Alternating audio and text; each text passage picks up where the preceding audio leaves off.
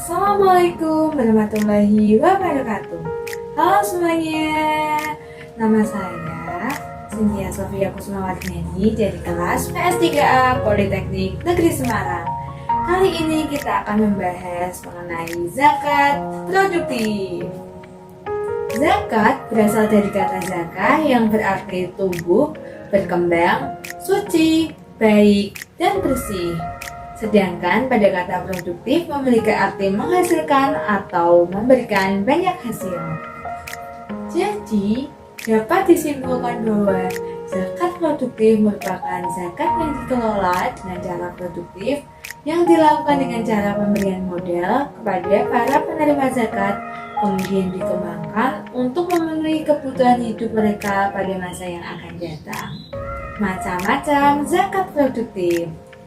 Zakat produktif dalam penyalurannya ada dua macam, yaitu yang pertama zakat produktif tradisional dan yang kedua zakat produktif kreatif. Hal tersebut bertujuan untuk melepaskan fakir miskin dari taraf kehidupan yang layak dan dapat memenuhi semua kebutuhan hidupnya. Zakat produktif tradisional adalah zakat yang diberikan dalam bentuk barang-barang produktif, misalnya kambing, sapi, mesin jahit, alat pertukaran, dan sebagainya. Pemberian zakat dalam bentuk ini dapat mendorong orang-orang menciptakan suatu usaha atau memberikan lapangan pekerjaan bagi para fakir miskin. Zakat produktif kreatif adalah semua pendaya gunaan zakat yang diwujudkan dalam bentuk modal yang dapat dipergunakan baik untuk membangun suatu proyek sosial maupun untuk membantu penambahan modal seseorang atau pengusaha kecil. Dalam pembagian macam-macam zakat produktif, diharapkan kebijaksanaan pengelolaan zakat produktif dapat berhasil sesuai dengan sasaran yang dituju. Adapun maksud arah kebijaksanaan pengelolaan zakat adalah segala sesuatu yang berkaitan dengan usaha pemerintah atau pengelola dalam rangka memanfaatkan hasil-hasil pengumpulan zakat agar tepat sasaran. Secara istilah, zakat produktif memang belum tersosialisasikan dengan baik di Indonesia.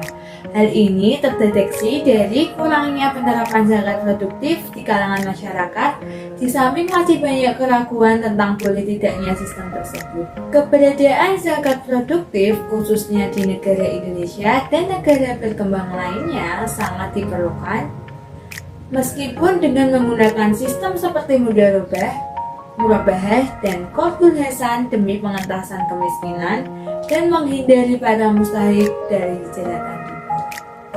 Dalam tataran ideal, zakat produktif seharusnya diberikan kepada mustahik secara mutlak tanpa kewajiban untuk mengembalikan hartanya.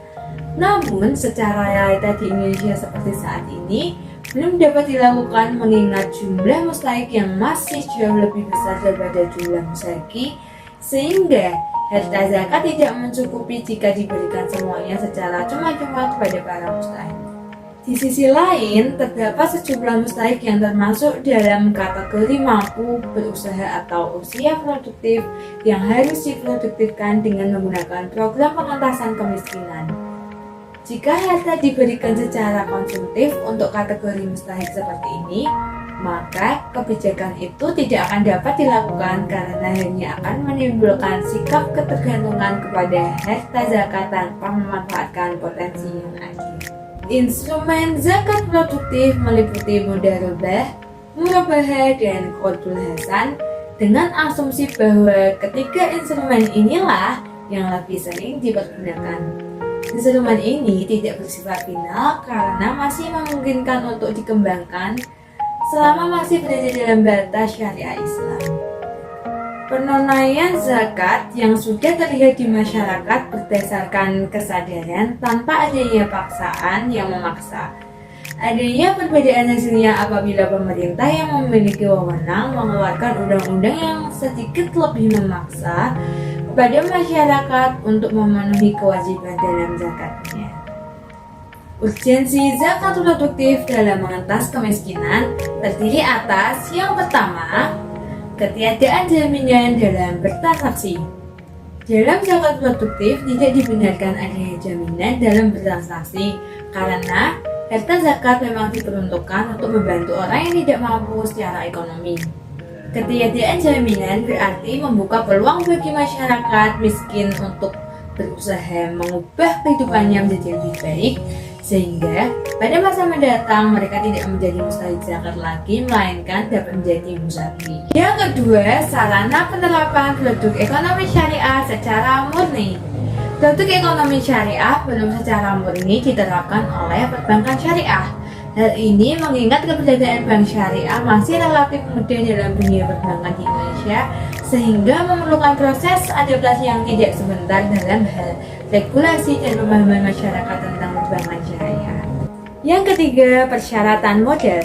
Penyaluran modal dapat dilakukan secara perorangan maupun kelompok untuk digunakan dalam modal kerja atau modal investasi.